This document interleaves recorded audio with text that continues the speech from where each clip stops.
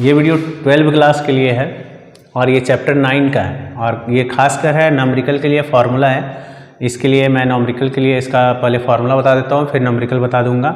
सबसे पहले आपको फार्मूला का नॉलेज होना जरूरी है, क्योंकि बिना फार्मूला के आप एक भी न्यूमेरिकल नहीं बना पाएंगे। इसलिए आप लोगों को पहले फार्मूला का जरूरत पड़ेगा। फार्मूला हम समझा भी देते हैं क्या क्या है। तो चैप्टर का नाम है किरण प्रकाशिकी एवं प्रकाशिकी यंत्र, रे ऑप्टिक्स इसको बोलते हैं, ray optics and optical instrument. ठीक है, तो पहला क्वेश्चन है परावर्तन के नियम से। आप 10th में भी पढ़े होंगे कि आपतन कोण परावर्तन कोण के बराबर होता है, तो I बराबर R।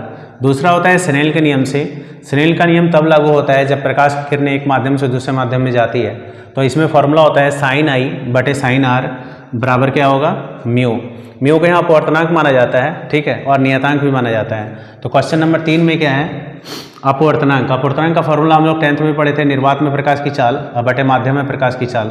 इसका अगर संकेत के रूप में लिखे थे म्यू बराबर C/V होगा। C हो गया प्रकाश, निर्वात में प्रकाश की चाल, V हो गया जिस माध्यम के बारे में आप बात करेंगे, यानी कांच हो, पानी हो, कुछ भी हो, तो उसके लिए ये होगा। चौथा नंबर में है माध्यम B के सापेक्ष A का अपवर्तनांक। इसका कहना है कि दो माध्यम हो, ठीक, दो माध्यम मतलब मान लीजिए कि पानी है और ये कांच है। तो पानी के सापेक्ष अगर कांच का अपवर्तनांक निकालना हो तो उसका फॉर्मूला क्या होता है कि जो भी इसका अपवर्तनांक होगा वो जो जैसे जिस माध्यम का, जैसे मान लीजिए पानी है तो पानी का अपवर्तनांक, नीचे कांच है तो कांच के अपवर्तनांक को भाग देंगे। तो उसको लिखने का ये तरीका है कि हम लोग ऐसे लिखेंगे। अब कह रहे हैं कि ये जो होता है, ये जब हम लोग कोई दो माध्यम के बीच सापेक्ष अपवर्तनांक निकालते हैं तो वो क्या होता है कि उसके जस्ट उल्टा का व्युत्क्रमणुपाती होता है। देखिए A to B, B to A दोनों का व्युत्क्रमणुपाती है। इसका मतलब क्या है कि दो माध्यम के सापेक्ष अपवर्तनांक को अगर उल्टा करके अगर वो गुना कर दे तो उसका आंसर 1 आएगा। देखिए 3 माध्यम को लिया गया है, मान लीजिए कि पानी है, कांच है और हवा है, इन तीनों को ले, तीनों के सापेक्ष अपवर्तनांक को अगर विपरीत क्रम में रख करके गुना कर दे तो आंसर आ जाएगा 1।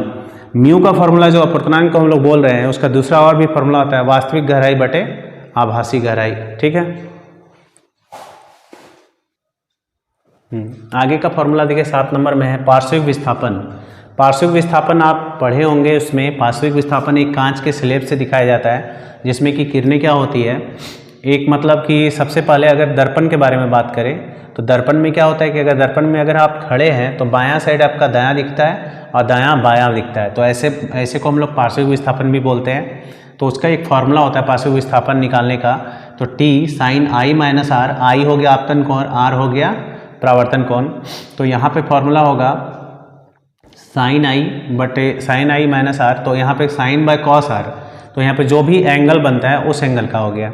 और सामान्य विस्थापन का फॉर्मूला होता है ये, सामान्य विस्थापन माने कि जो भी है जनरल होता है, पार्श्विक उल्टा पुल्टा नहीं होता है। तब क्रांतिक कोण में फॉर्मूला होगा साइन IC, यहाँ पे C क्रांतिक क्रिटिकल एंगल है तो 1 बाय होता है म्यू। म्यू अपवर्तनांक से रिलेटेड है। पूर्ण आंतरिक परावर्तन के लिए शर्त क्या होता है, तो पूर्ण आंतरिक परावर्तन आप पढ़े हैं या नहीं पढ़े हो तो इसमें चैप्टर में मैं बता दूंगा। पहला क्वेश्चन है, पहला शर्त क्या है, आप अपवर्तन कोण जो होता है, अपवर्तन कर रहा है, अपवर्तन जब भी हो तो सघन माध्यम से विरल माध्यम में हो, यानी कि जब भी किरणें जाए तो सघन माध्यम से सरल माध्यम की ओर जानी चाहिए। और दूसरा, आपतन कोण का मान जो है क्रांतिक कोण से अधिक होना चाहिए। और 11 नंबर क्वेश्चन है, दर्पण सूत्र 1/V + 1/U बराबर 1/।